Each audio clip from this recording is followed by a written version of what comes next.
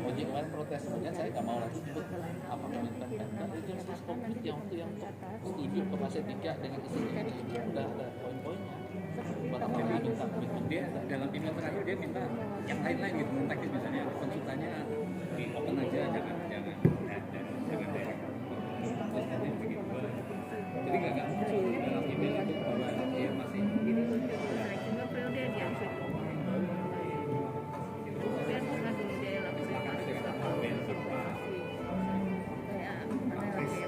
sudah kita lalu ngomong agak luas ya. Orangnya rekor, gimana caranya tuh ketua komisi? Gimana caranya supaya beres nggak ribut di koran malu kita ini? Oh gini Pak caranya,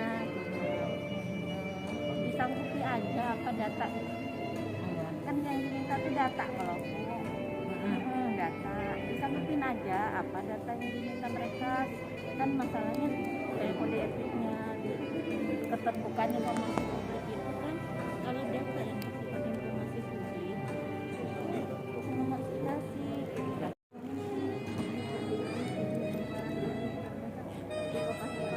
dia punya dalam tahun itu sekian dia mencatatkan bahwa keuntungan sekian sekian dan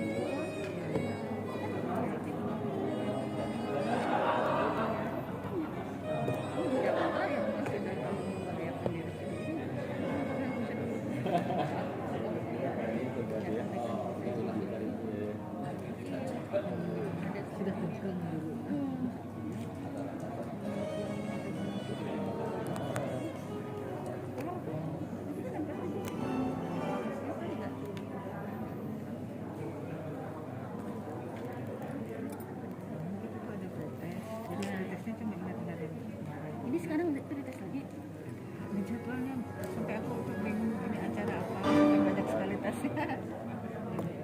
Ya protesnya catat-catat yang kemarin tuh lupa apa ini.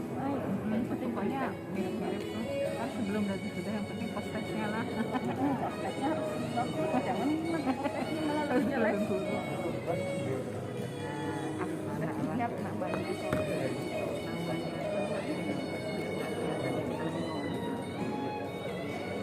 iya betul. udah muncul ya.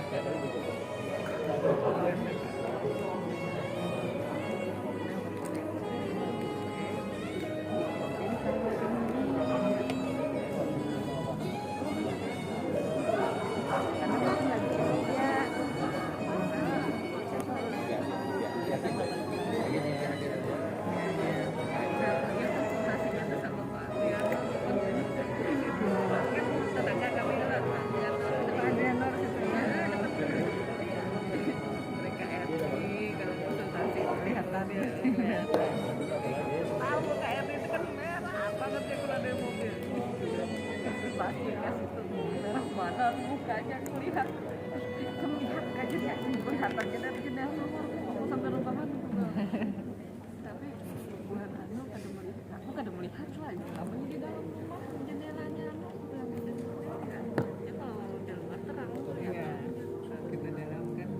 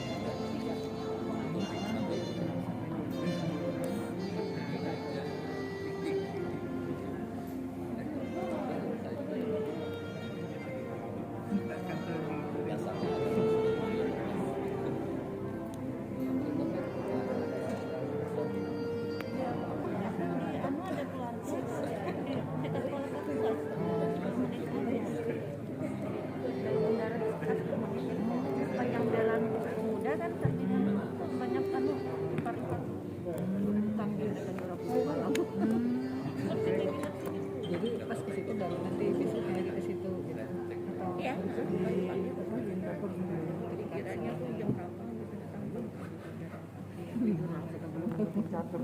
Catur lagi kunjungan lapangan sih itu saya wakil. Nyebrangnya tuh nggak bisa nanti kalau diurusin gitu lagi tuh yang KLHS kerjasama Universitas Palangkaraya dan Global Green Growth Institute. Yang kami hormati Central and South Kalimantan Provincial Representative of 3GI, Bapak Henry Segar, PhD. Yang kami hormati Direktur Kantor Urusan Internasional Universitas Palangkaraya dan pada kali ini berkesempatan untuk mewakili Wakil Rektor Bidang Perencanaan Kerjasama yang terhormat Bapak Pengki FAG, PhD. Dan yang kami hormati seluruh peserta pelatihan penyusunan KLHS Universitas Palangkaraya kerjasama Universitas Palangkaraya dan 3GI tahun 2022. Untuk mengawali acara pada pagi hari ini, mari kita berdoa bersama-sama untuk mengambil berkah dan agar kegiatan pada hari ini diberikan kelancaran. Mari kita berdoa menurut agama dan kepercayaan kita masing-masing. Berdoa dimulai.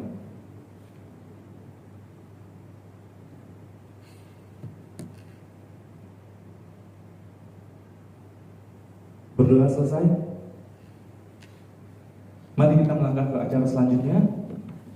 Acara selanjutnya adalah mendengarkan lagu Indonesia Raya. Hadirin dimohon berdiri.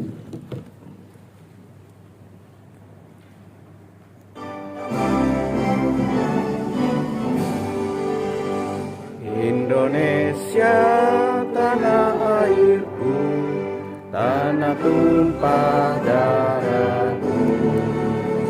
Di sanalah aku berdiri, jadi pandu ibuku. Indonesia kebangsaanku, bangsa dan tanah airku. Marilah kita berseru, Indonesia bersatu. Hiduplah tanahku, hiduplah negeriku, bangsaku, rakyatku semuanya. Bangunlah jiwanya, bangunlah badannya untuk Indonesia Raya. Indonesia Raya, merdeka, merdeka, tanahku yang cinta. Indonesia Raya, merdeka, merdeka, hiduplah Indonesia Raya. Indonesia Raya, merdeka, tanahku, negeriku yang ku cinta. Indonesia Raya, merdeka, merdeka, hiduplah Indonesia Raya. Hadirin dipersilakan duduk kembali. Marilah kita beranjak ke acara selanjutnya, yaitu ada sambutan dari Central and South Kalimantan Provincial Representative of 3GI. Kepada yang terhormat Bapak Henry Segar, PhD, kami persilakan.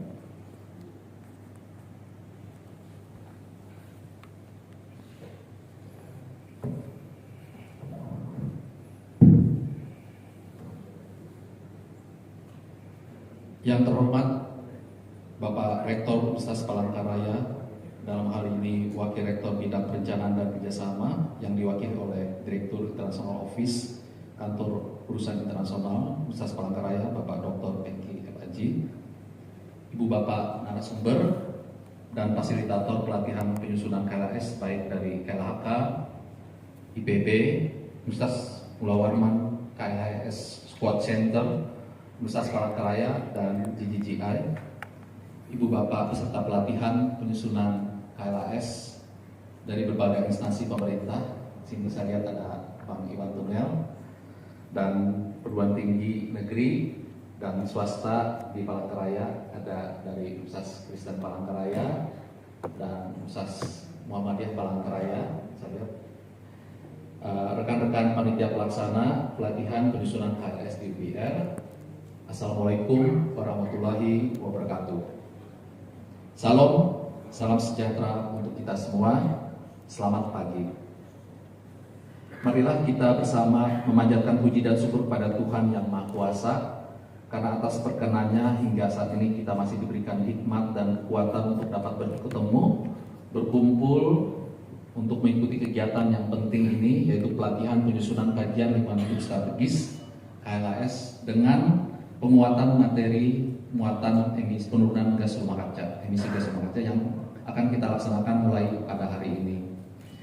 Ibu bapak dan saudara-saudara yang kami hormati, kegiatan pelatihan penyusunan kajian lingkungan hidup strategis ini dilaksanakan adalah sebagai implementasi dari Green Root Program fase ketiga Sustainable Landscape antara pemerintah Republik Indonesia melalui Kementerian Perencanaan Pembangunan Nasional Bappenas dan GGGI pada 6 provinsi di Indonesia, yaitu Kalimantan Tengah, Kalimantan Timur, Kalimantan Selatan, Kalimantan Utara, Papua, dan Papua Barat, serta kolaborasi erat dengan 4 universitas di Kalimantan dan 2 universitas di Papua, yaitu Universitas Palangkaraya, Universitas Borneo Tarakan, Universitas Mula Warman, Universitas Lambung Mangkurat, Universitas Papua, UNIPA, dan Universitas Cendrawasih. Memorandum of Understanding atau MOU antara Universitas Palangkaraya dan GGGI telah ditandatangani antara Rektor Universitas Palangkaraya dan Direktur Jenderal GGGI pada tanggal 1 Maret 2021, dan kontrak service agreement atau SIKS surat perjanjian kerjasama telah ditandatangani pada tanggal 23 Mei 2022 yang lalu antara kedua belah pihak dengan melahirkan beberapa program kegiatan untuk mendukung program kebijakan target pemerintah Republik Indonesia serta pemerintah Provinsi Kalimantan terkait pembangunan berkelanjutan dan perencanaan pembangunan rendah karbon atau disebut dengan PPRK di 6 topik kegiatan. Jadi SPKS antara Universitas Palangkaraya dengan GGGI di bawah kerjasama Green Dot Program Kementerian PPN Bappenas ada 6, yaitu 1. Meningkatkan pengetahuan teknis dalam menilai dan mengembangkan rencana pembangunan rendah karbon dan berkelanjutan untuk Kalimantan Tengah. 3. Training, laporan, dan jurnal ilmiah yang salah satunya dilaksanakan pada hari ini. Yang kedua adalah penyusunan tingkat emisi referensi dan rancangan peraturan untuk Kalimantan Tengah dan pemodelan emisi gas rumah kaca di masa depan menggunakan sistem dinamis. Di sini ada keluarannya nanti dokumen rel, revisi pergub, dan jurnal ilmiah. Yang ketiga, dukungan teknis untuk proses pengembangan RPHJP, rencana pembangunan hutan jangka panjang, review dan rekomendasi nanti berupa dokumen RPHJP pada 4 KPHP, laporan, dan jurnal. Jadi ujung-ujungnya belakangnya adalah jurnal ilmiah. Yang keempat, pemutakhiran strategi dan rencana aksi daerah untuk penurunan emisi dan penilaian desa proklim di Kalimantan Tengah. Luarannya nanti berupa dokumen, laporan, dan artikel ilmiah atau jurnal ilmiah. Yang kelima, dukungan teknis analisis tutupan lahan secara rinci untuk biofarmasi sebagai peluang multi usaha bisnis kehutanan yang potensial di IUPHK KTH kelompok tani hutan hendak maju Provinsi Kalimantan Tengah. Ujungnya adalah laporan dan publikasi ilmiah. Serta yang terakhir, identifikasi potensi hasil hutan bukan kayu dan jasa lingkungan di KPHP Unit 3 Kahayan Tengah untuk mendukung investasi perhutanan sosial. Luarannya nanti adalah dokumen analisis kelayakan bisnis untuk perhutanan sosial, laporan, dan jurnal ilmiah. Jadi ada 6 kegiatan dari SDRS ini. Ibu bapak serta saudara-saudari yang saya hormati, terkait dengan pelatihan KLS ini, bahwa perencanaan pembangunan di suatu wilayah harus memegang prinsip pembangunan berkelanjutan yang terintegrasi dan pada seluruh aspek. Undang-Undang Nomor 32 Tahun 2009 tentang Perlindungan dan Pengelolaan Lingkungan Hidup mendefinisikan KLHS yang sebagai rangkaian analisis yang sistematis, menyeluruh, dan partisipatif. Jadi bukan hanya orang lingkungan saja, tetapi seluruh bidang ilmu, termasuk sosial, hukum, dan lain sebagainya. Untuk memastikan bahwa prinsip pembangunan berkelanjutan telah menjadi dasar dan terintegrasi dalam pembangunan suatu wilayah atau kebijakan, rencana, atau program. Ya, ini saya lewati saja. Ibu bapak serta saudara-saudara yang saya hormati, Itulah sebabnya peningkatan kesadaran, pengetahuan dan pengembangan kapasitas bagi mitra pemerintah pusat dan daerah, lembaga dan pelaku kunci penurunan gas rumah kaca merupakan salah satu komponen program GGGI dengan Bappenas Kementerian Pembangunan Nasional melalui Green Growth Program, melalui kerjasama pertumbuhan hijau di bawah koordinasi Kementerian Pembangunan Nasional Bappenas. Jadi tahun 2024 akan dilaksanakan pilkada serentak pada 13 kabupaten 1 kota di Kalimantan Tengah dan provinsi lain.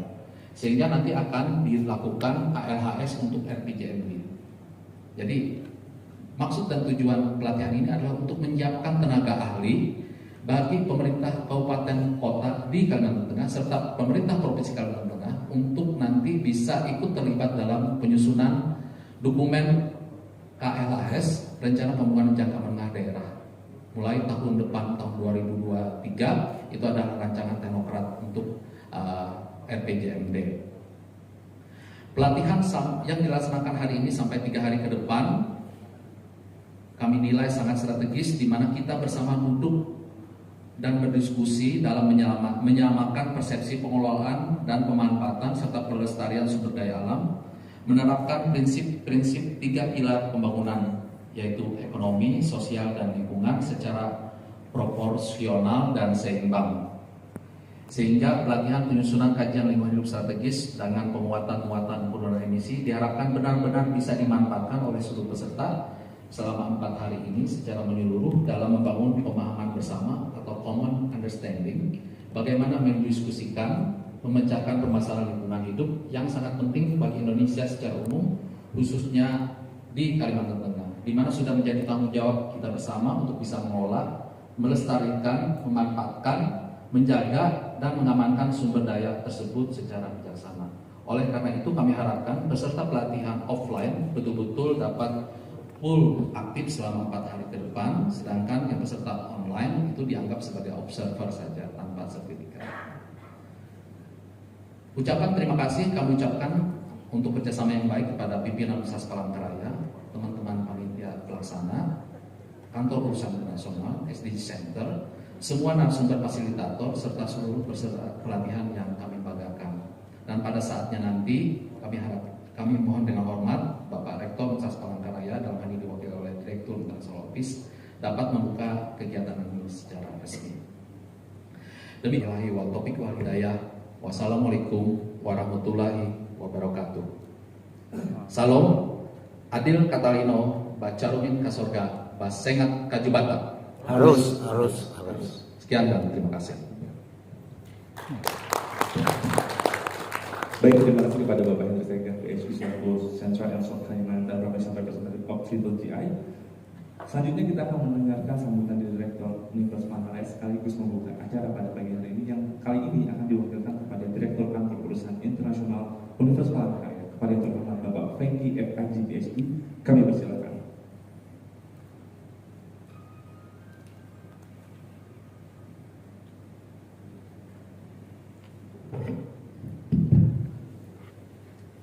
Assalamualaikum warahmatullahi wabarakatuh.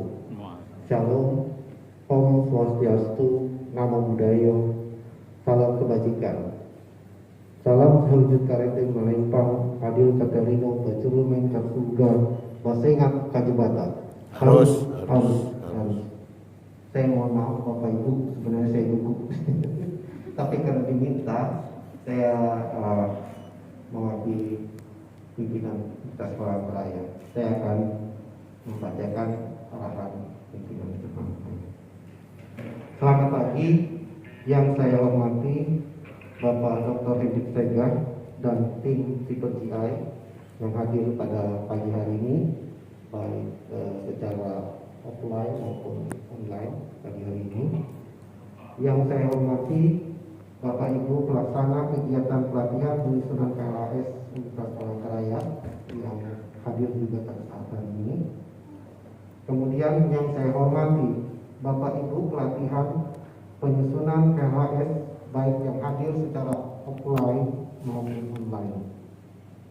Izin dalam ini saya akan mewakili pimpinan UPR membacakan sambutan pembukaan pada pagi hari ini. Kami sampaikan pada saat ini juga berlangsung kegiatan sosialisasi calon rektor Universitas Palangkaraya tahun 2022 sampai 2026. Mohon doa restu dari kita agar proses pemilihan rektor di Universitas Palangkaraya ini dapat berlangsung dengan aman dan lancar. Kegiatan penyusunan KLHS ini merupakan bagian dari hasil kerjasama antara Universitas Palangkaraya dan Triple GI. Kami sangat mendukung kegiatan ini karena akan menguatkan salah satu capaian atau target dari indikator kinerja utama atau IKU. Kegiatan pelatihan penyusunan KLHS ini merupakan yang pertama kali yang dilakukan oleh Universitas Palangkaraya. Hal ini nantinya akan memacu atau memberikan semangat bahwa ke depan Universitas Palangkaraya bisa melaksanakan kegiatan sejenis. Melalui kegiatan ini, peran Universitas Palangkaraya menjadi penting dikarenakan akan memperkuat sumber daya manusia yang ada di Kalimantan Tengah. Untuk diketahui juga, setelah kegiatan pelatihan ini, ada juga kegiatan lanjutan yang berupa volume mapping atau perhitungan forest dan land use yang terkait dengan emisi karbon. Kemudian ada kegiatan pelatihan untuk validasi atau validator KLHS. Akhir kata, dengan izin kehadiran Tuhan Yang Maha Esa, maka pelatihan penyusunan kajian lingkungan hidup strategis di Universitas Palangkaraya secara resmi dibuka. Selamat melaksanakan kegiatan pelatihan dan terima kasih. Selamat pagi. Selamat pagi, terima kasih kepada Direktur Kantor Urusan Internasional Universitas Palangkaraya. Dan dengan tadi ditandai dibukanya acara pada pagi hari ini, mari kita berfoto bersama terlebih dahulu. Kami mengundang kepada Bapak Ibu untuk bisa maju ke atas ke depan panggung. Kita akan mengambil foto bersama sebagai bentuk penandatanganan dalam kegiatan pelatihan penyusunan kajian lingkungan hidup strategis. Kalimantan Tengah itu sudah mulai paling tidak, tadi kan saya dengar ada kesulitan data segala macam kesulitan tolong diantisipasi di depan. Jadi ketika tahun depan tahun 2023 itu RPJMD untuk KLHS-nya itu sudah mulai dibuat itu. Nah, untuk tahun depan sehingga nanti mudah-mudahan sampai dengan validasi tidak ada permasalahan sehingga tahun paling tidak pertengahan tahun 2024 ya, pertengahan tahunnya sebelum pilkada serentaknya dilaksanakan, paling tidak KLHS ini sudah jadi, kemudian juga sampai dengan rancangan teknokratik. Itu aja yang kami harapkan, jadi tolong dianggarkan dan kalau bisa memang semua permasalahan diantisipasi dan kabupaten di Kalimantan Tengah berapa kabupaten kota ya? 13 kabupaten dan kota, Pak. Nanti kan juga pilkada serentak tuh tahun 2024, nah kan saya yakin mereka juga butuh ahli untuk membuat KLHS RPJM-nya di masing-masing. Jadi ada 14 nih. Di Kalteng ini provinsinya 1, kabupaten kotanya ada 13. Itu kalau buatnya serentak itu tolong persiapan dari DLH-nya. Paling tidak DLH-nya kan yang melakukan validasi nih. DLH provinsi ini kan ya harus kerja keras juga nih. Nah, dan juga untuk pembuatan KLHS provinsinya pun bagaimana untuk jadi ini pun juga perlu kerja keras juga. Tentunya kesiapan dari akademisi seluruh universitas di Kalteng ya, itu mungkin akan sangat membantu untuk paling tidak dari pengambilan data sampai dengan analisis, karena tidak semua PNS maupun ASN itu punya kemampuan untuk analisis. Jadi bapak-bapak dari akademisi, bapak-bapak ibu dari akademisi biasanya kan kalau analisis kan ya udah daily lah kan, daily rutin untuk kerjanya masing-masing udah paham gitu loh. Tolong itu juga udah mulai, karena karena ini serentak takutnya juga semua sumber daya itu kambil gitu. Jadi bahkan itu bisa double gitu, bahkan bisa 3 kabupaten yang dipegang gitu. Itu aja mungkin Baik, terima kasih Pak Kunto. Jadi Provinsi Kalimantan Tengah semenjak bulan Mei ada 2 kabupaten yang sudah berakhir kepala daerahnya, yaitu Kabupaten Kota Waringin Barat dan Kota Waringin Barat atau Kobar, dan kedua adalah Kabupaten Barito Selatan atau Barsel Pak, yang sudah berakhir semenjak bulan Mei kemarin. Sekarang dijabat oleh pejabat sementara ya. Baik, untuk sesi ini sudah berakhir, dan sebelum kita mengakhiri kita berikan aplaus dulu kepada Pak Kunto Haji yang sudah memberikan materi ini dengan sangat luar biasa. Terima kasih Pak Kunto kami sampaikan atas materi pada hari ini. Selanjutnya, untuk materi selanjutnya saya kembalikan kepada tim dari PGI, Pak Tasmin atau Pak Paul. Terima kasih banyak Pak Kunto, Pak Direktur, Pak Kasubdit Lingkungan Hidup, Direktorat SUPD 1, Ditjen Kemendagri Mandat. Salam untuk Pak Direktur, Pak Edison, dan semoga kami akan kita akan kerjasama menjelang pilkada serentak ini yang tentu saja merupakan satu-satunya di dunia. Ya, jadi simultaneous election yang melibatkan 500 berapa data hitungnya? 514 tambah 34 tambah 3 provinsi baru 551. Oh, yang provinsi baru nggak pilkada, maaf. Jadi 514 tambah 34 aja. Jadi ini luar biasa. Pada saat yang sama, dan sudah diingatkan tadi oleh Pak Kunto bahwa tolong daerah provinsi Babita, kita pastikan tenaga ahlinya ada dan mumpuni untuk mengerjakan. Jadi kalau yang kemarin saya di Papua, saya bilang ke Pak Kadis LH, saya bilang begini, seharusnya itu DKLH di sana, DKLH, Dinas Kehutanan Lingkungan Hidup, yang menentukan, yang memberikan list siapa saja yang memang sudah layak untuk menjadi tenaga ahli penyusun, sudah sesuai dengan undang-undang, pernah mengikuti pelatihan dan minimal 1 kali pelatihan, dan juga pernah menyusun minimal 1. Kalau belum, kemudian dia salah dari timnya yang biasanya 4 atau 5 orang, minimal ada 1 orang yang pernah nyusun. Nah, kalau tidak ada, baru boleh diizinkan mengambil tenaga ahli yang 2. Jatuh banget. Jadi akhirnya kami di KKI melakukan.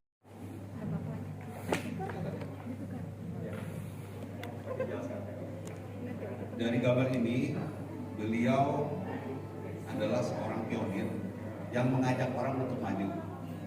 Yang nantinya dari hasil kegiatan ini itu akan memberikan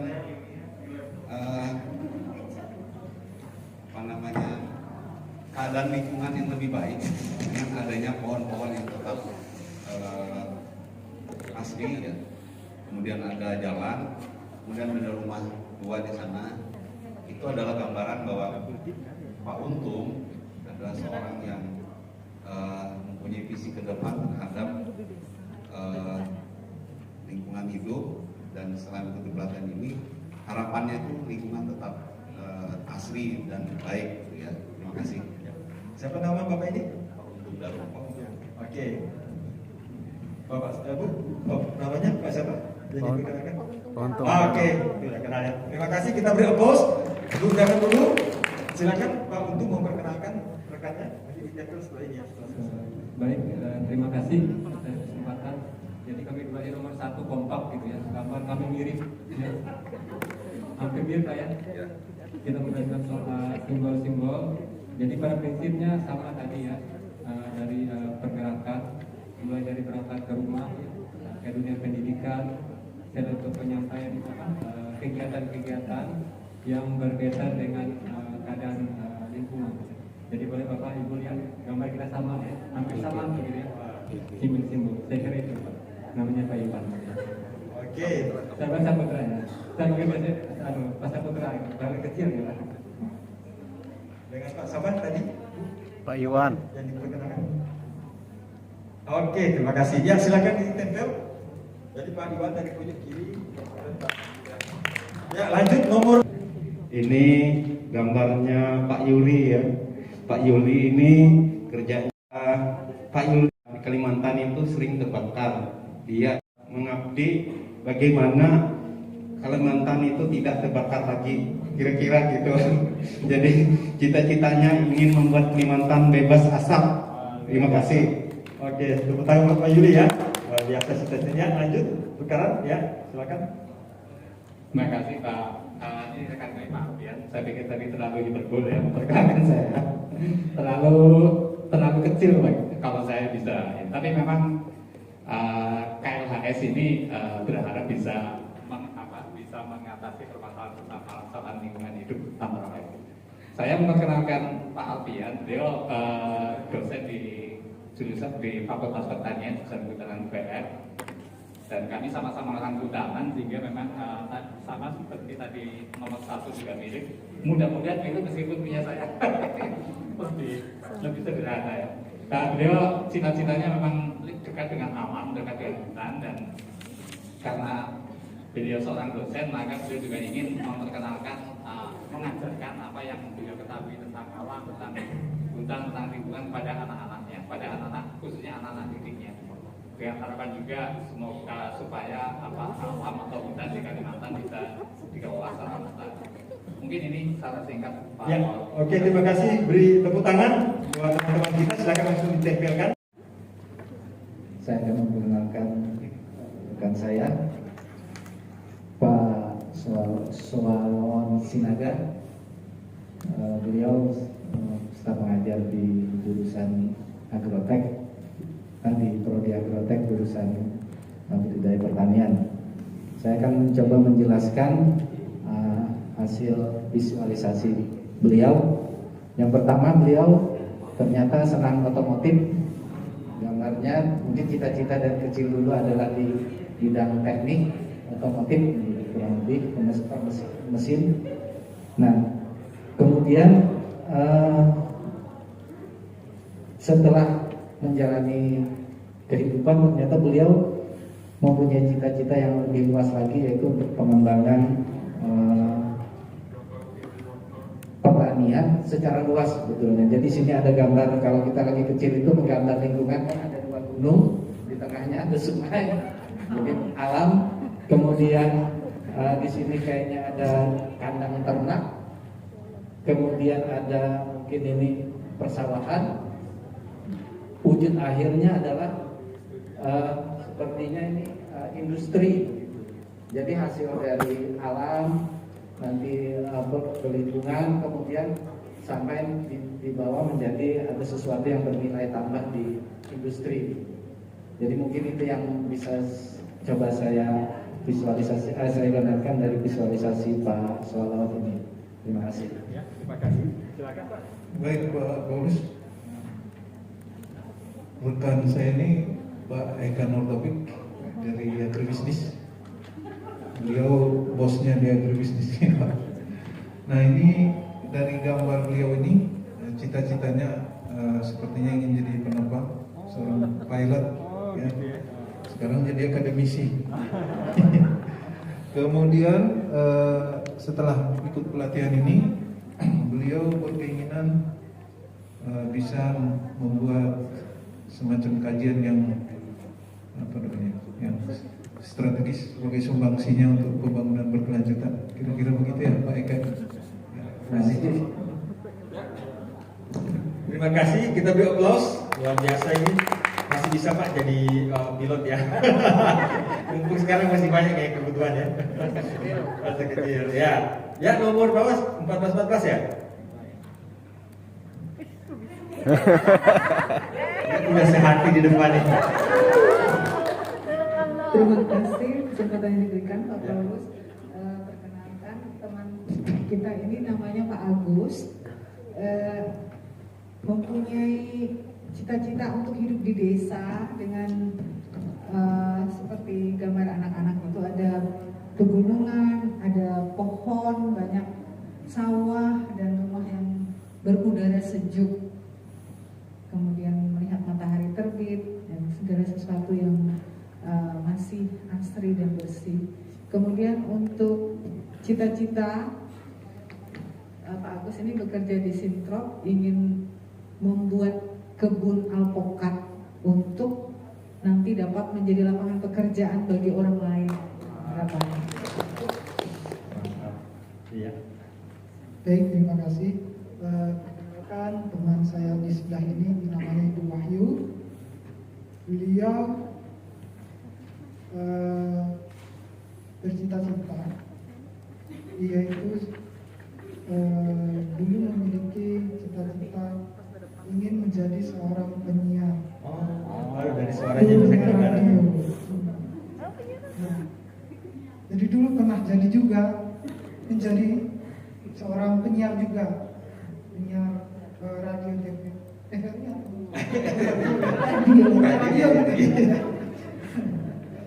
Penyiar radio. Nah, kemudian goalnya beliau dari ketidaktahuan ingin menjadi lebih tahu begitu. Mungkin itu yang dapat saya ketahui dari gambar beliau. Terima kasih. Ya, kita beri applause, luar biasa. Ini kesempatan untuk bisa dilanjut di sini. Ya, ya nomor 3, silakan. Pasangan nomor 3. Ya. Siap-siap pasangan nomor 13. Saya dulu, Pak. Baik, terima kasih. Kami mau perkenalkan teman saya yang di sebelah kiri, sebelah kanan, Pak ya? Oh kanan, ya sebelah kanan. Sebelah kanan kami. Nama Bapak ya sebelah kanan saya ini Pak Damanik. Dan Pak Damanik ini pada masa-masa mudanya punya cita-cita yang sangat mulia, yaitu pengen menjadi dokter untuk membantu orang-orang sakit. Ya pokoknya ya ingin mengabdi untuk orang banyak lah, cita-cita beliau untuk kebaikan dan untuk kesehatan orang-orang banyak. Itu cita-cita yang sangat mulia. Namun yang tercapai dalam gambar yang kedua ini ternyata Pak Damanik ini menjadi seorang tenaga pengajar di Fakultas Pertanian, Tetap mulia. Tetap mulia, Pak, karena tetap berbagi ilmu kan untuk kemajuan bangsa dan negara. Dan cita-citanya sangat mulia. Terima kasih. Baik, terima kasih Pak Bus. Saya ingin perkenalkan teman rekan saya ini, namanya Pak Iwan. Beliau dari Dinas Kehutanan Provinsi. Jadi dari gambar ini, beliau mempunyai cita-cita yang cukup unik, kecil ya. Ini di sini beliau menggambarkan ada gambar pesawat, kemudian ada gambar orang pakai parasut.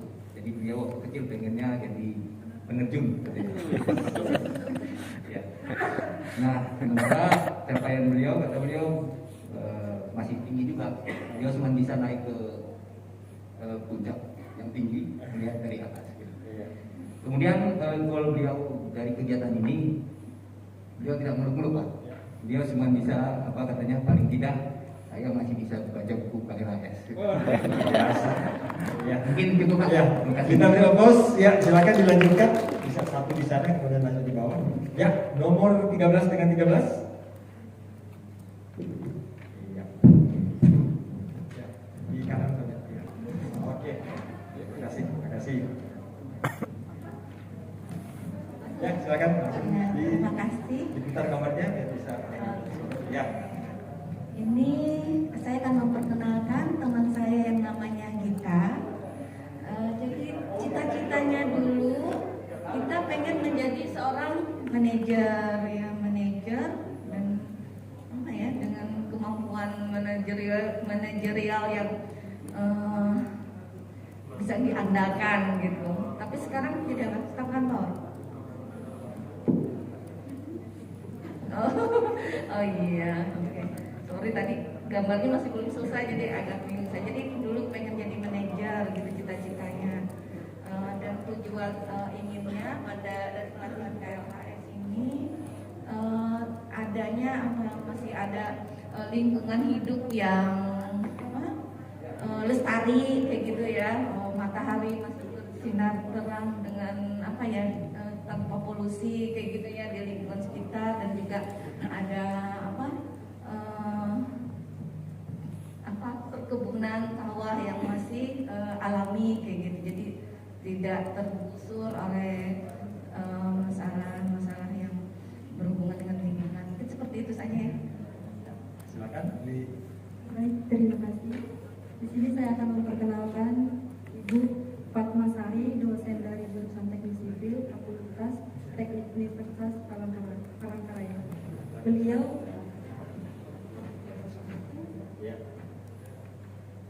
beliau sewaktu masa kecil ingin bercita-cita memiliki perusahaan dengan lingkungan hutan-hutan,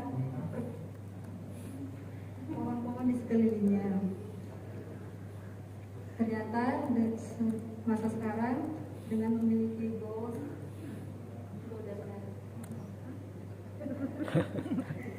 dengan pohon-pohon juga dengan pembangunan yang berkelanjutan. Ya, baca. Oke, kita beri applause. Ya, kedua peserta Ibu.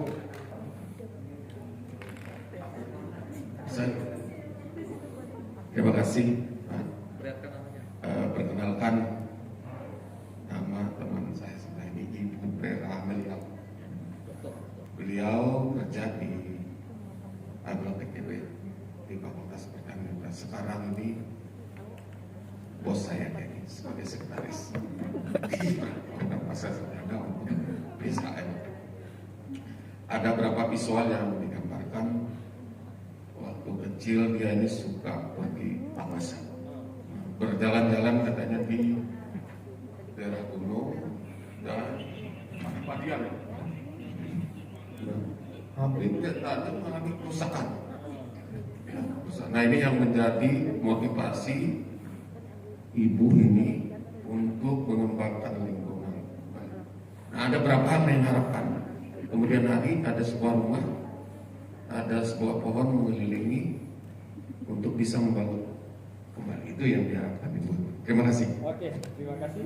Ya, silakan. Terima kasih. Ya. Rekan saya yang ini namanya Pak Renhat Jemi. Nah, beliau ini dulu waktu kecil suka main layang-layang. Kemudian senang dengan melihat polisi kehutanan itu. Akhirnya walaupun tidak menjadi polisi kehutanan, beliau mengajar di jurusan kehutanan. Nah, goal dari mengikuti pelatihan ini, beliau ingin dapat membuat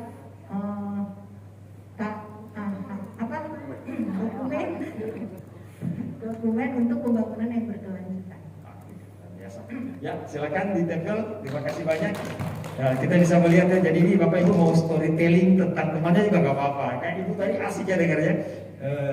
Dulu zaman dahulu kala, terserah ya, bervariasi aja. Ya, silakan nomor 12 ya. Tadi saya sudah berkenalan dengan ibu yang di sebelah kanan saya. Nama ibu adalah Ibu Neni. Cita-citanya dari kecil dulu, Ibu Neni ingin jadi seorang dokter. Begitu. Tapi ternyata beranjaknya waktu begitu, ternyata cita-citanya ini terwujudnya menjadi seorang tenaga pengajar atau dosen di Fakultas Teknik Pertambangan ya. Sekarang beliau dulu masih sering menulis tentang masalah-masalah lingkungan ya, tapi sekarang karena sudah berkeluarga, jadi fokusnya juga sebagai tenaga pengajar. Ibu ini masih tetap juga dia berkecimpung di tentang masalah lingkungan ini dan sempat vakum begitu menulis sampai sekarang. Tapi semoga ya Ibu kedepannya masih terus bisa menulis dan membuat metode-metode pembelajaran untuk kita semua tentang lingkungan. Itu saja. Lihatkan gambarnya. Ya. Gambarnya seperti ini. Kamera. Yang nggak pakai celana. Terus ada bintang-bintang seperti mimpi, tetapi sekarang juga ya mimpinya terwujud dengan menjadi seorang dosen. Demikian, terima kasih. Silakan. Ya. Terima kasih. Saya perkenalkan rekan saya di sebelah kiri saya, Ibu Tania. Beliau ini ternyata dulu hobi memancing. Wow. Memancing dan beliau sangat bahagia. Memancing. Ternyata hobi itu membawa beliau menjadi seorang tenaga pengajar di Unkrit, dosen perikanan ya Bu ya, dosen perikanan. Dan beliau juga ilmunya nggak sia-sia, hanya tidak sia-sia, tapi ilmunya tidak hanya untuk mahasiswanya saja, tapi beliau juga mengaplikasikannya di lingkungan rumahnya. Beliau punya kolam, ya, kolam dan juga ikan. Kemudian juga beliau juga senang merawat lingkungannya, khususnya di lingkungan rumah beliau atau dengan tempat tinggalnya. Demikian, terima kasih. Menarik sekali ya, terima kasih. Ya, silakan ditempel. Ya. Selanjutnya nomor 5. Perkenalkan Bapak di sebelah saya, yaitu Bapak Yosef adalah dosen jurusan kehutanan. Dari gambar tersebut, Bapak memiliki cita-cita sebagai tentara waktu kecil. Namun ternyata takdirnya menjadikan seorang dosen ya Pak. Gak apa-apa. Walaupun sebenarnya komponen utama dalam membela negara adalah menjadi tentara, Pak. Jadi sebagai peran ASN mungkin Bapak bisa menjadi komponen cadangan Pak dalam membela pertahanan negara, benar Pak ya? Komcat, ya. Oke. Kemudian Bapak dengan sudah menjadi dosen, Bapak bisa mempunyai keinginan melestarikan hutan untuk kepentingan manusia, yaitu hutan yang masih bagus, tidak semua ada sawitnya seperti yang digambar Bapak, tapi balance karena adanya perumahan, adanya sawit dan ada sawah juga ya Pak. Begitu. Oke, luar biasa. Ya, lanjut. Ya, terima kasih. Saya tadi sudah berkenalan dengan Ibu Pipi. Ibu Pipi ini adalah seorang dosen di FISIK UPR. Ternyata beliau bercita-cita memang ingin jadi PNS, dan beliau menggambar rumah ya, semacam gedung ya, gedung yang ada pohonnya. Jadi artinya gedung yang kata beliau tadi harus ada pohonnya, harus ada ya lingkungan yang bagus lah, banyak pohon, ada taman segala macam supaya cantik lah gedung itu. Jadi Ibu Pipi ini memang bercita-cita ingin menjadi pegawai negeri ya. Sekarang status beliau CPNS, calon pegawai negeri sipil. Oke, tapi tercapai. Itu singkatan pertama. Tapi singkatan kedua CPNS ini kata beliau tadi, karena kita membahas yang strategis, kata beliau CPNS yang kedua cari pria nasional strategis. Mungkin begitu ya. Nah ini Gus, ada peluang nih Gus. Masih banyak ya. Karena beliau masih bujangan, kayaknya cari pria nasional yang strategis. Terima kasih, cocok sudah Ibu Vivi dan Pak Yosef ya. Luar biasa, semoga sukses untuk mencari pria nasional, dan tidak salah untuk di sini KLHS juga strategis ya. Silakan ditempel. Luar biasa. Dua-dua masih. Iya, terima kasih atas waktunya. Sementara nunggu jam makan gitu ya. Dulu. Ibu yang di sebelah saya ini Ibu Reri, beliau di jurusan kehutanan PR sebagai dosen. Beliau menggambarkan bahwa cita-cita beliau waktu kecil itu menjadi dokter, tapi ternyata berjalannya dengan waktu berubah menjadi orang kehutanan. Ya. Jadi dari dokter ke kehutanan, nggak apa-apa ya, supaya alamnya juga sehat, hutannya juga sehat. Kemudian goal beliau dari kegiatan ini nanti bisa menyusun dukungan dari KLHS ini. Itu seperti itu. Ya. Saya akan memperkenalkan rekan di sebelah kiri saya adalah Ibu Impa Minggawati. Suatu kehormatan bisa bertemu dengan beliau di sini. Kalau tidak salah, beliau merupakan dekan Fakultas Perikanan di Untrik ya Bu. Luar biasa. Kemudian saya tidak sempat bercerita banyak tadi. Beliau punya cita-cita apa ketika kecil, tapi yang pasti berdasarkan gambar beliau membuat dari sebuah bintang kecil, kemudian beliau menjadi seorang sarjana, dan kemudian goalnya ketika saya di sarjana berkaitan dengan perikanan ya Bu. Jadi ketika sumber dayanya lestari, otomatis kegiatan perikanannya berkelanjutan, ya. Dan saya menunggu Bu, ketika nanti Ibu membuat gemar makan ikan, saya orang yang pertama yang akan mendaftar, karena saya suka sekali dengan ikan. Berkaitan juga dengan pakan alternatif ya Bu, untuk ikan. Dan kemudian goalnya dari bintang yang kecil tadi, Ibu Inpa menjadi bintang yang besar. Dan tujuan terakhir sama terkait dengan penyusunan KLHS tentunya ketika setelah selesai mengikuti pelatihan ini. Terima kasih. Ya, terima kasih beliau Bos. Ya, silakan diteken. Lanjut pasangan nomor. Ya, selamat siang Bapak Ibu semuanya. Saya akan memperkenalkan teman sebelah saya. Ini Ibu Nadia, bekerja di Fakultas Fisip. Cita-citanya banyak katanya. Jadi salah satunya pengajar ya Bu ya. Nah, karena bercita-cita jadi pengajar terwujud. Beliau sekarang bekerja di UPR menjadi dosen dan goalnya beliau mau speak up tentang KLHS, yaitu mensosialisasikan ke semua pihak apa yang berkaitan dengan pelatihan kita. Ya, saya akan memperkenalkan Mbak yang di sebelah kanan saya, Mbak Tri Minarni. Awalnya cita-cita Mbak Tri Minarni ini adalah menjadi seorang dokter. Jadi kenapa menjadi seorang dokter? Tentunya dengan merawat, mengobati. Nah, seiring berjalannya waktu, tidak tahu kenapa sebelumnya bercita-cita menjadi seorang dokter.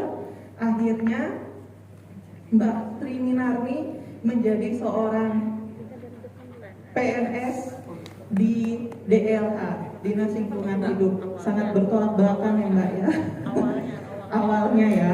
Nah, dan seiring berjalannya waktu pula, sekarang Mbak Tri Minarni bekerja di Bapeda. Dan fungsi pokok pekerjaan Mbak Tri Minarni sekarang adalah menjadi seorang pengumpul data. Terima kasih. Oke, makasih. Selamat siang Bapak Ibu sekalian. Ya, bisa dimaklumi karena memang jamnya lemah. Izin memperkenalkan sahabat yang saya kasihi, Ibu Belinda. Beliau adalah dosen Fakultas Pertanian dan beliau mengungkapkan diri melalui gambar adalah seorang pekerja keras. Ada seorang yang kecil sekali di sini lagi mencangkul. Sangat pekerja keras dan beliau orang yang sangat concern dengan budaya. Jadi bersama saya pernah mengikuti pemilihan Bawi Harati, ya karena beliau memang Harati. Kalau Harati bahasa Indonesia-nya itu pintar, ya pintar dan kemudian bijaksana. Dan kebetulan beliau menang, saya tidak. Itu ceritanya. Jadi di sini ada sedikit egosentris begitu, tidak menggambarkan itu untuk membuka luka lama saya. Tidak, Bapak Ibu sekalian. Dan beliau inginkan semua tujuan hidup yang berkelanjutan. Jadi lingkungan yang asri, ada pohon. Dan kemudian kehidupan yang berdaur ulang. Jadi di sini beliau mengatakan bagaimana memilah sampah. Ya, ada gambar memilah sampah dan kehidupan yang selalu berkelanjutan. Demikian. Ya, lanjut. Selamat siang Bapak Ibu, teman-teman. Kenalkan ini teman kita, sahabat kita. Saya sudah kenal lama dengan Ibu Fitria. Saya pikir juga Bapak Ibu sekalian banyak yang sudah kenal dengan Ibu Fitria. Ibu ini tersohor sekali, banyak muncul di media, di koran. Saya sering baca di koran paling sering. Kemudian beberapa di talk show. Jadi ini memang webinar. Pakar ekonomi, saya tahu. Jadi saya pikir rugi kalau kita tidak mengenal beliau. Nah, secara pribadi saya memang kenal dengan beliau ini di luar kampus juga. Beliau suka nyanyi, suaranya bagus sekali, merdu. Jadi Gak percaya Bu? Nanti dicobakan Pak. Ada waktu istirahat kita cobakan. Jadi pernah jadi memimpin kami, melatih kami untuk paduan suara. Dan tadi beliau bilang dari gambar ini saya ingin mewarnai dunia dengan kemampuan saya, termasuk dengan menyanyi. Jadi untuk pelatihan pada siang hari ini, goal beliau juga tentu saja ingin bisa memberikan kontribusi mewarnai dunia, terutama di lingkungan hidup dengan kemampuan beliau. Itu, terima kasih. Terima kasih. Nanti di KLS ketemu lagi ya. Sudah lama mungkin pernah tanda kutip berkompetisi, di sini bisa ketemu. Oke, terima kasih. Kita lanjut berikut nomor 7 ya, nggak salah ya? Pasangan nomor 7. Saya terima kasih. Teman saya ini bernama Ibu Pita, Maya Pita, nama lengkapnya, bekerja di DLH di bagian inventarisasi RPPLH dan KLHS. Jadi kebetulan Ibu Pita sering dipercaya dari kantor untuk mengikuti berbagai macam kegiatan terkait dengan lingkungan hidup. Kemudian Ibu Pita di sini ditanya tadi cita-cita gitu. Ibu Pita menjelaskan saya mengalir flat saja seperti air gitu. Dari dulu sampai sekarang mau jadi apa aja ditekuni gitu Ibu Pita. Kemudian goalnya, karena beliau sering dipercaya menjadi perwakilan dari kantor DLH, dari bagian yang kecil gitu, dari ilmu-ilmu yang didapat dari pengalaman itu, nantinya mau jadi sesuatu yang besar gitu, yang bisa menebarkan ilmu-ilmu yang didapatkan terkait dengan pelatihan-pelatihan yang selalu diikuti dan dipercaya dari kantor DLH. Itu terkait Ibu Pita. Terima kasih. Terima kasih. Saya akan memperkenalkan, kebetulan saya juga kenal beliau ini dari masa sekolah SMA. Kebetulan beliau kakak kelas saya, jadi saya akan memanggil beliau dengan Kak Lola. Beberapa kali juga bertemu di kegiatan kantor. Puji Tuhan ketemu lagi di sini. Tadi setahu saya juga, saya ingat saya juga dulu Kak Lola ini gambarnya bagus-bagus. Dan ternyata benar, dibandingkan saya, beliau 10, saya 1 kalau soal gambar. Beliau gambarnya bagus-bagus dan ternyata benar cita-cita beliau itu katanya mau jadi desainer. Dan ternyata sekarang beliau adalah seorang tenaga pengajar di FI Teknik Bangunan ya Pak ya. Ya itulah. Selanjutnya katanya goals beliau ini mengikuti kegiatan ini, beliau ingin tahu mengenai kondisi wilayah di Kalimantan Tengah, khususnya nanti dapat melalui KLHS punya kesempatan untuk melihat gambaran bagaimana sih kondisi di Kalimantan Tengah dan juga punya gambaran bagaimana untuk bisa menggunakan ilmunya untuk bisa memberikan manfaat bagi Kalimantan Tengah dan pembangunannya ke depan. Luar biasa ya, kita beri applause, tepuk tangan, silakan didampingkan. Di momen ini KLHS banyak reuni ya, jadi reuni ketemu gitu ya. Lanjut 9 ya, dan lagi terakhir nomor 8 makan. Ya semangat 8 belum kan? Iya. Silakan ini mic-nya.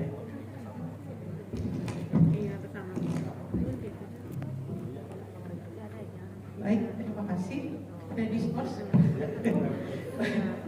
Karena saya yang perempuan dan juga paling tua kayaknya.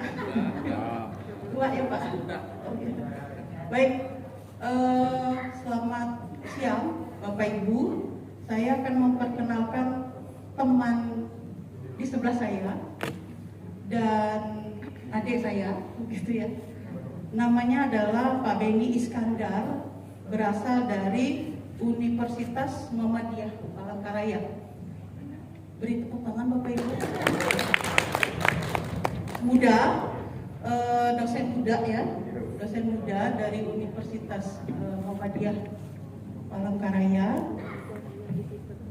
Untuk cita-cita beliau ingin menjadi guru besar. Jadi harus besar dulu badannya, baru jadi guru besar. Dan dulu pernah menjadi penyanyi. Nah, ini harus jadi duet ini Kak. Dengan Kak Fitriani harus duet ini. Ya. Oh ya, KLHS baru ya. Terus goalnya adalah ingin menjadi penyusun KLHS di bidang peta. Di bidang peta. Mungkin itu saja dulu. Oke, terima kasih. Terima kasih. Selamat siang. Saya akan memperkenalkan Ibu ya, sekaligus senior. Sekaligus senior. Beliau waktu kecil bercita-cita ingin ke bulan gitu ya. Ini mungkin sebagai astronot Neil Armstrong gitu ya, cita-citanya sangat tinggi gitu ya. Jadi filosofi beliau katanya cita-citanya sangat tinggi ya, ingin ke bulan gitu ya. Nah ini cita-citanya, kemudian beliau ini Ibu Trisna dari UPR ya, jurusan Fakultas Pertanian. Dan goalsnya ini sangat detail gitu ya, gambar beliau di meja, kemudian ada laptop, kemudian ada uang, kemudian ada orang banyak gitu ya. Jadi goals beliau ingin terlibat dalam penyusunan KLHS ini di spesifiknya itu di bidang ekonomi dan sosial gitu. Oke, demikian mungkin. Terima kasih. Iya, terima kasih, luar biasa. Masih bisa akan dicapai Bu ke bulan, ada apa namanya, Elon Musk ya, ya masih bisa. Dengan kemajuan teknologi orang udah bisa ya. Tidak harus jadi astronot ya, jadi wisatawan luar angkasa. Ya, dan yang terakhir silakan. Iya, pasangan nomor 8. Ya. Setelah itu kita makan siang. Semoga saat makan siang ini udah cair ya, udah kenal.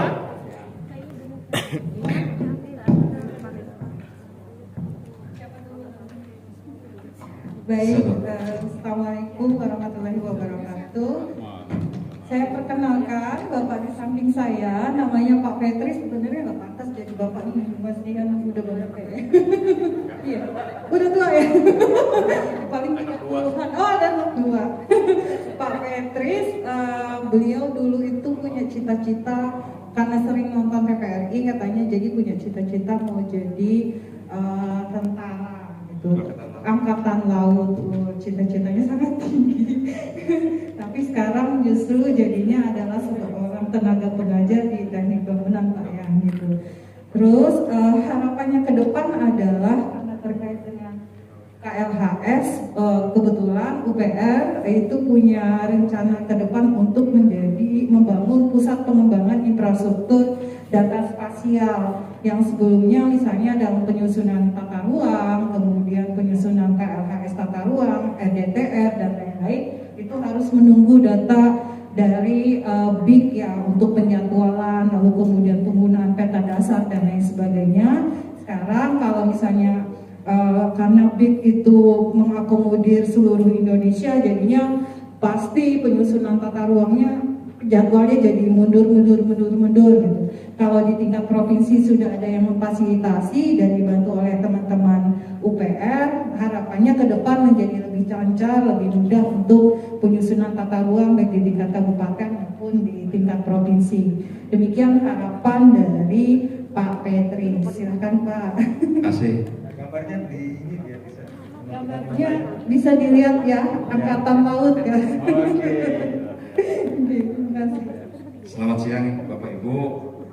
Saya akan memperkenalkan kakak saya di sebelah kanan saya ini, namanya Kak Iyut ya, nama panjangnya Mariati Niun ya, panggilnya Iyut ya Kak ya.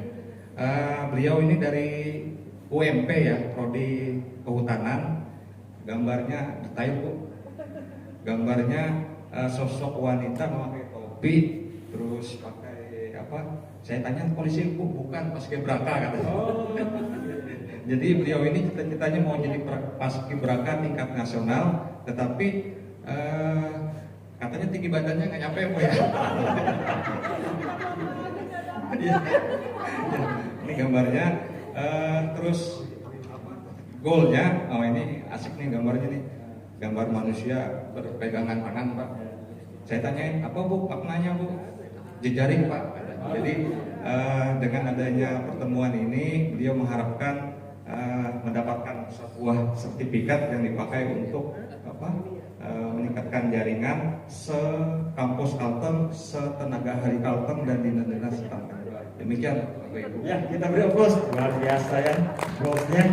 Ya, terima kasih banyak Bapak Ibu yang sudah berpartisipasi. Moral lesson daripada perkenalan kita ini adalah pertama kita bisa explore ya rekan-rekan kita yang tadinya mungkin masih kaku-kaku dan sebagainya sekarang saling kenal. Kedua, reunian ya, ternyata dulu punya kisah-kisah gitu ya, ada. Dan yang ketiga, kita bisa tahu mimpi-mimpi yang sebagian masih bisa dicapai. Jadi sebagian besar ada apa? Ada dokter, tentara, ya kan, pilot, sebagainya. Nah kalau mau tanya anak sekarang mau jadi apa? YouTuber, iya kan? Selebgram, sekarang beda ya, beda zaman. Ya itu gak kan lagi mikir jadi dokter, jadi tentara.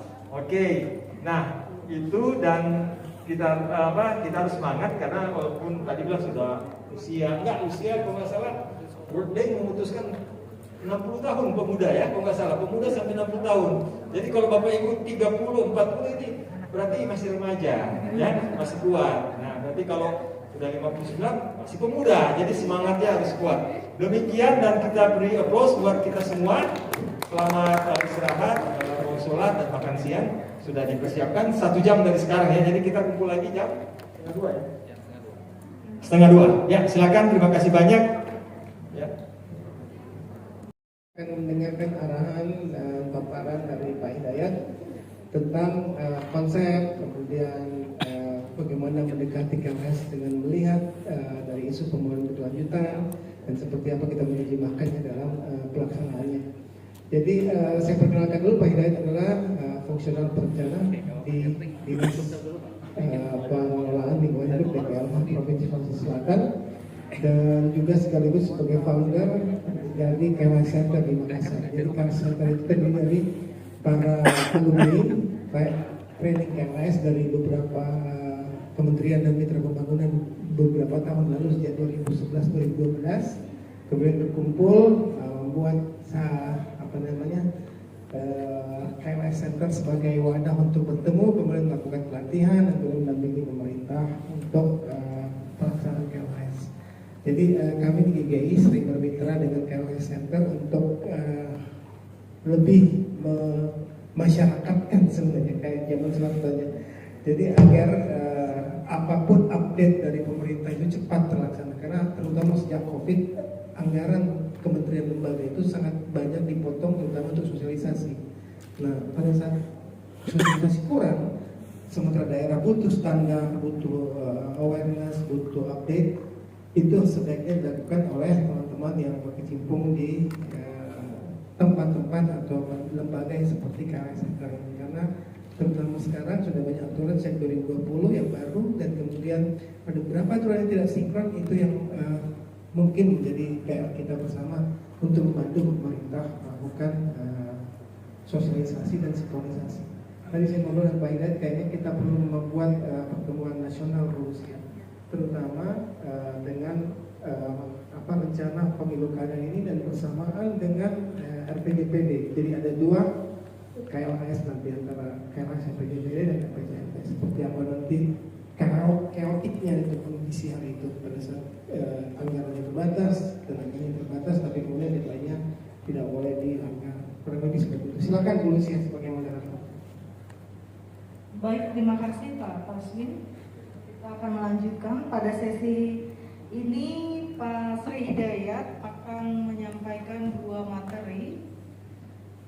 Yang pertama adalah berpikir strategis dan berpikir sistem dalam memahami konsep dan konteks pembangunan berkelanjutan.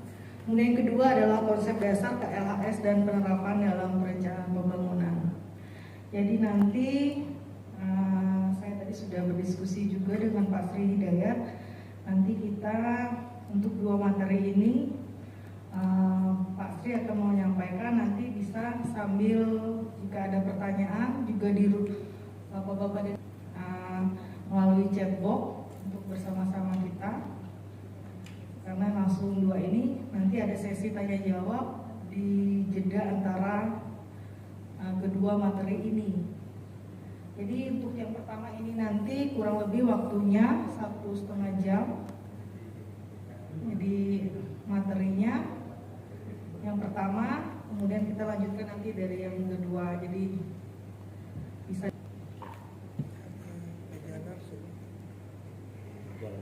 Pak Paul nanti yang bisa bantu.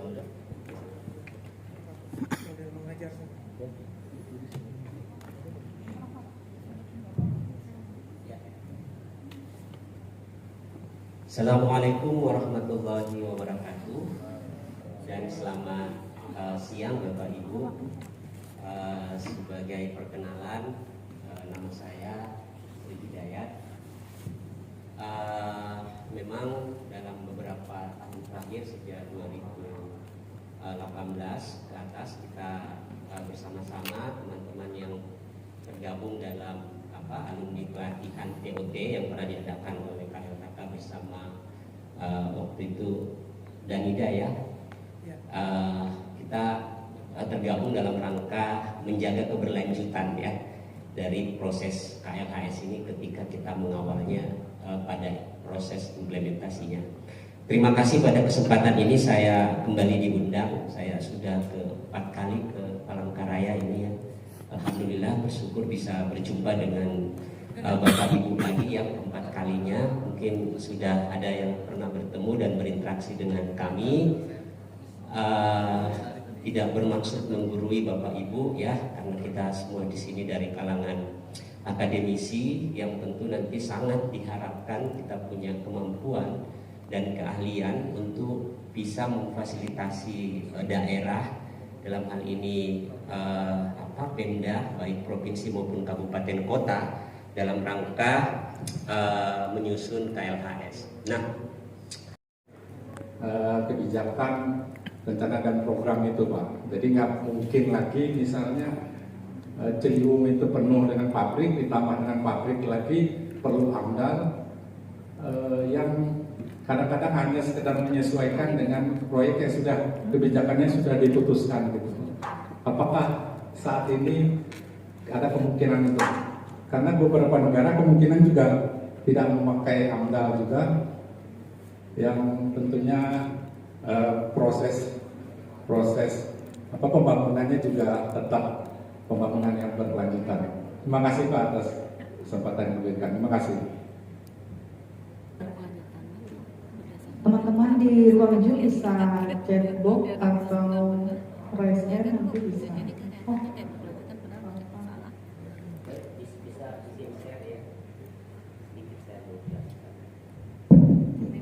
Assalamualaikum warahmatullahi wabarakatuh. Saya ingin tanyakan, saya meminta kejelasan gitu ya tentang teori keberlanjutan yang dipaparkan pada materi. Ada yang beririsan, kemudian ada yang saling tumpang tindih dan hilang gitu ya. Dan itu harus mencakup gitu ya antara lingkungan, ekonomi dan sosial gitu.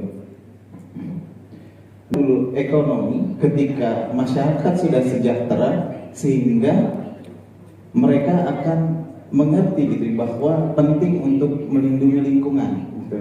Nah, pada kenyataannya gitu ya, ini konsep yang banyak dipakai adalah kepentingan ekonomi gitu ya, dibandingkan kepentingan lingkungan. Nah,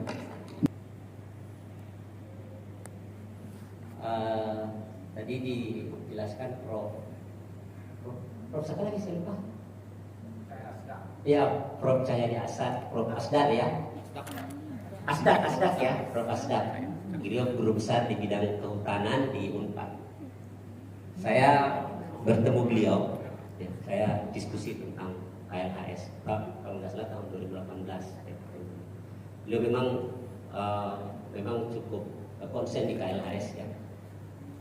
Jadi beliau menyadari memang bahwa konteks KLHS ini berkembang dan memang perkembangan itu juga di-endorse atau diinisiasi dari terbitnya regulasi.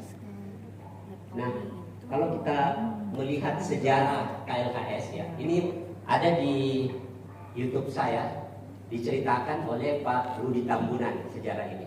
Jadi Bapak Ibu bisa mendatangi YouTube saya. YouTube saya itu KLHS Center.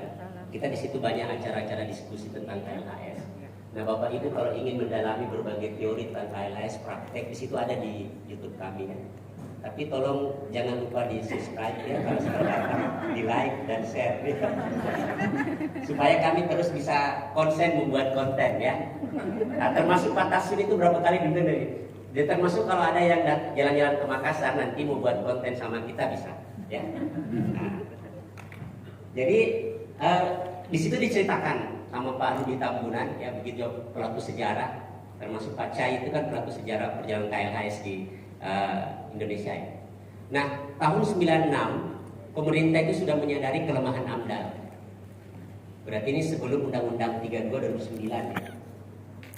KLHS itu diinseminasi instrumen kajian lingkungan strategis terhambat oleh krisis ekonomi 1998. Jadi di 96 itu sudah disadari kelemahan AMDAL, kemudian sudah mulai diusulkan konsep KLHS, strategi environmental assessment.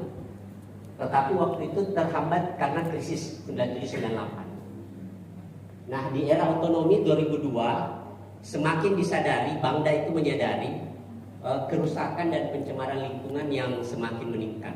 Maka dulu itu ada videonya itu, Bangda mengeluarkan video tentang kerusakan lingkungan ya. Nah, itu di 2002.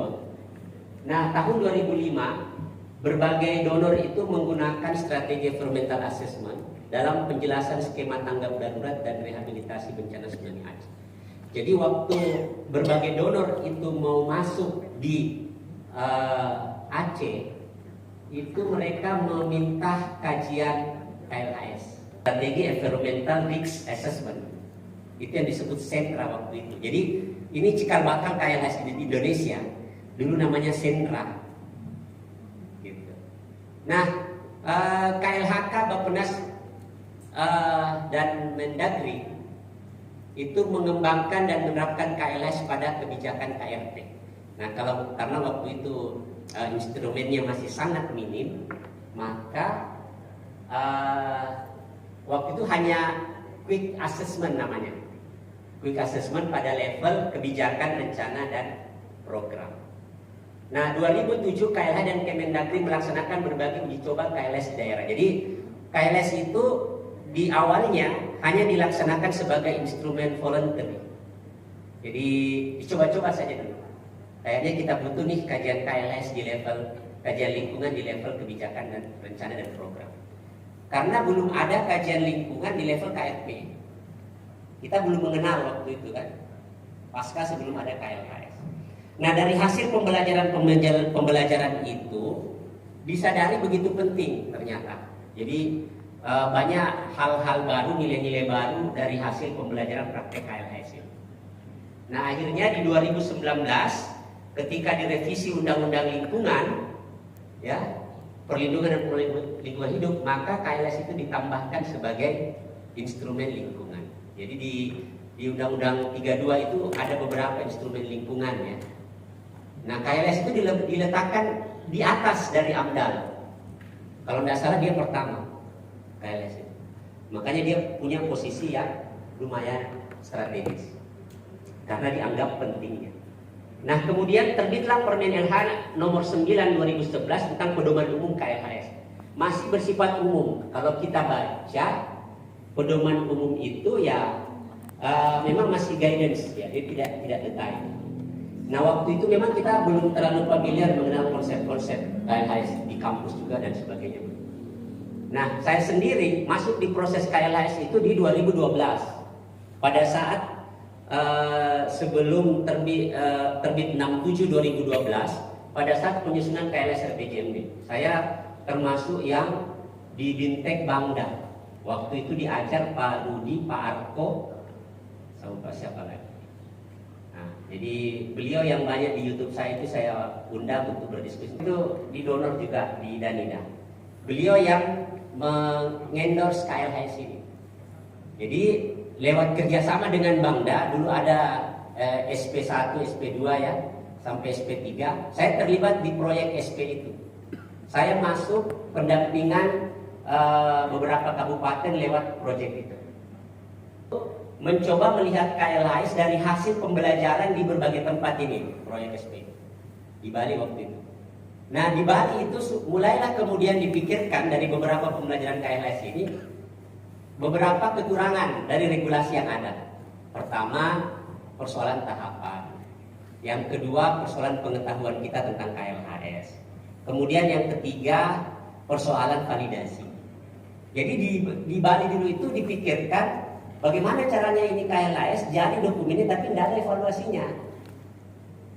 Nah, makanya dipikirkan waktu itu sudahlah kita rekomendasikan salah satunya validasi. Gitu. Harus ada validasi KLHS. Nah, maka sekarang ada validasinya kan. Tapi karena ada validasi tidak jelas aturan mainnya ya susah, jadi ribet. Ternyata jadi tidak mudah. Termasuk kita yang waktu itu mengusulkan jadi berpikir juga kenapa ada validasi waktu itu ya. Tidak siap instrumennya. Nah, saya masuk di situ. Di 2016, 15-16, saya ikut training of trainer KLHS dari beberapa perguruan tinggi. Saya termasuk di dalamnya. Setelah itu baru mulai berkembang ini teman-teman TOT. Ada yang nyusun KLHS, ada yang kemudian tidak juga nyusun KLHS.